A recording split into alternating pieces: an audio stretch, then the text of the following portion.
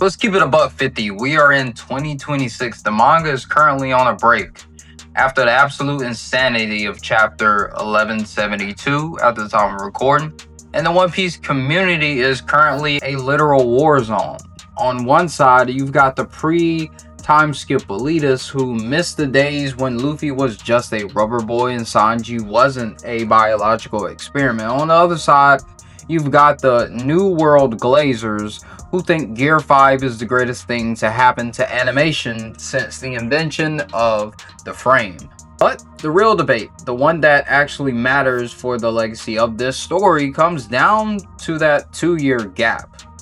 Did the time skip actually strengthen the Straw Hats as characters, or did it turn a group of deep, traumatized individuals into a set of marketable caricatures designed to sell plushies and mobile game skins? Today, we are performing a forensic audit of One Piece. We're talking about why Usopp is currently on Fraud Watch in Elbaf, the mascotification of Chopper, and absolute gold standard of development that is Vinsmoke Sanji.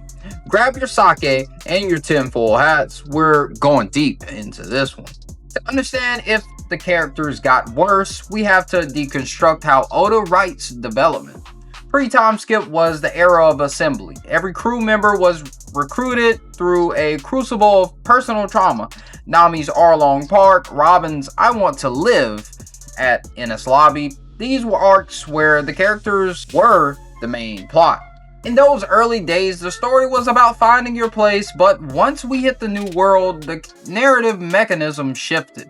The crew no longer doubts Luffy. They don't doubt their dream. Their beliefs are already formed. So what does Oda do? He stops redefining them and starts testing them.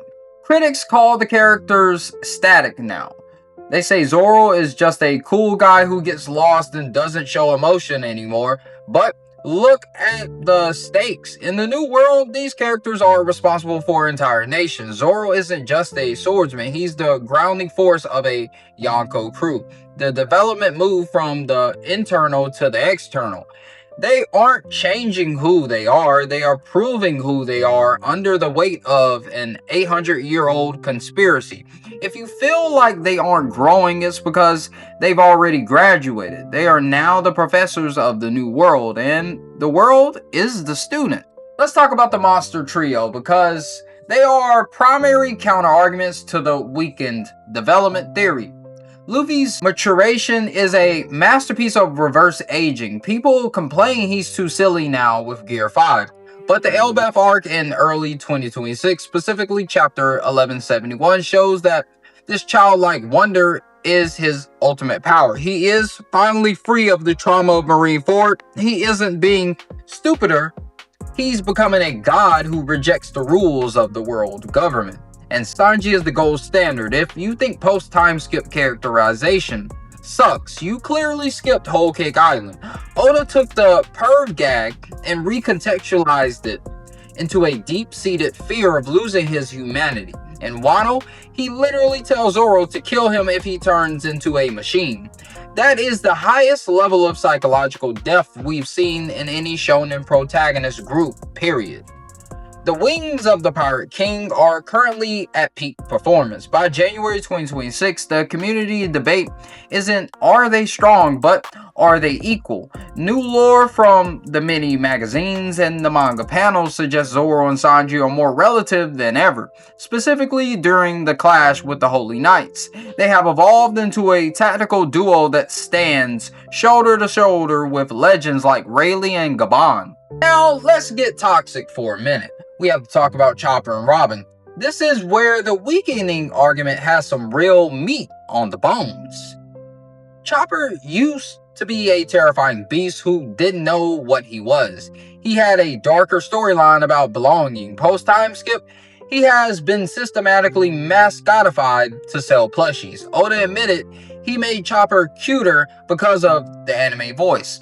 While his medical skills are still elite, curing the Queen virus in Wano was a W. His personality has been reduced to acting like a baby and being part of the weakling trio. He's from a capable changing fighter to a character he's gone from a capable changing fighter to a character who's mostly uses Kung Fu point, which is widely regarded as a trash design. And Nico Robin, man, I love her, but she has become a walking lore drop with tits.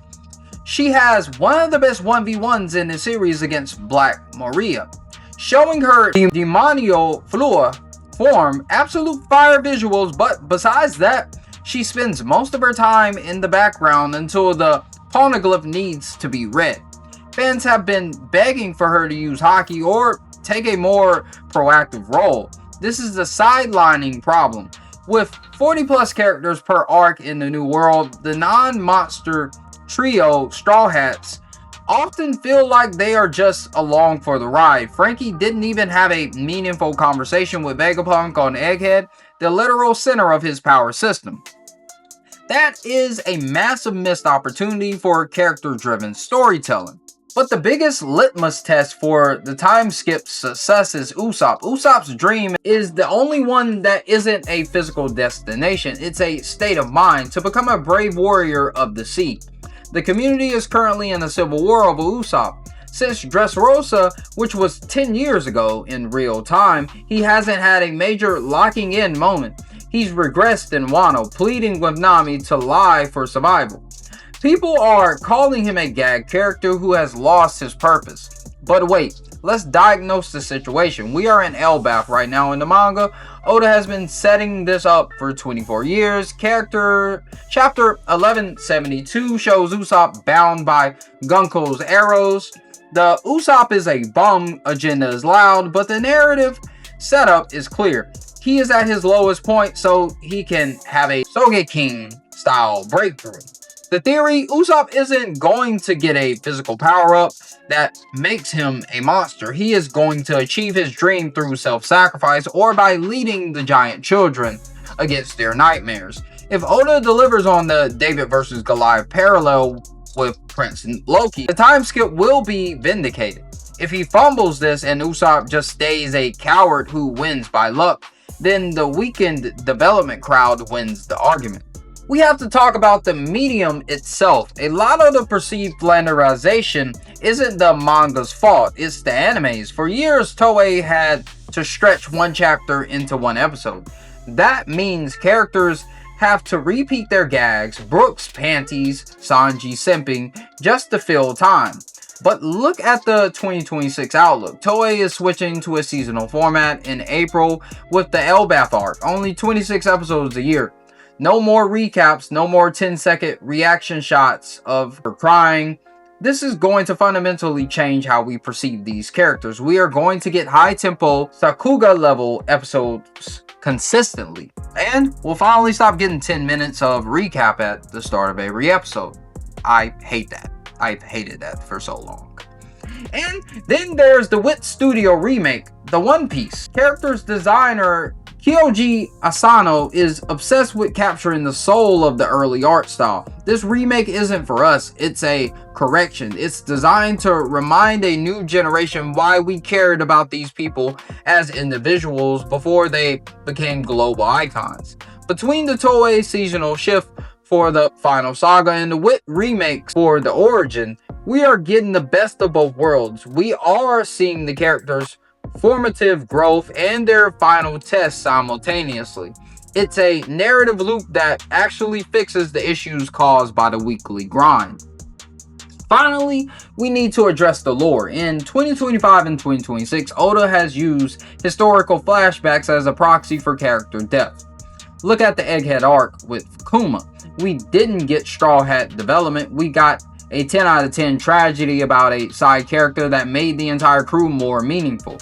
The Elbaf flashback with King Harald and Loki does the same thing. It reveals that the entire power system of the world, the Devil Fruits, is rooted in devil contracts and the mechanism of the abyss.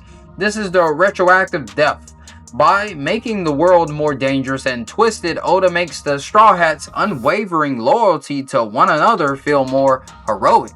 They are no longer just pirates, they are the will of the deed and the wings of the sun god, Nika, fighting against a literal sea devil. The time skip provided the crew with the power to survive this cosmic horror. Without the skip, they would have been erased by the Holy Knights in 5 seconds. The childish humor is the only thing keeping them and us sane in a world that is fundamentally broken. So, did the time skip strengthen or weaken character development? The real talk verdict: it evolved. It moved the story from an intimate character study into a global epic. We lost some of the slice of life magic and the terrifying monster point. Some characters like Frankie and Brooke were moved to the background for way too long, but what we gained was magnitude. We are watching the architects of a new world. The characters aren't growing anymore because they are already who they need to be. Now, they just have to survive. What do you think? Is post-time skip Zoro too boring? Is Chopper just a mascot now? And do you trust Oda to give Usopp his day in Elbaf? Drop your hottest takes in the comments. I'm reading the best ones in the next video. Like, subscribe, and stay seemly. I'm out. Peace.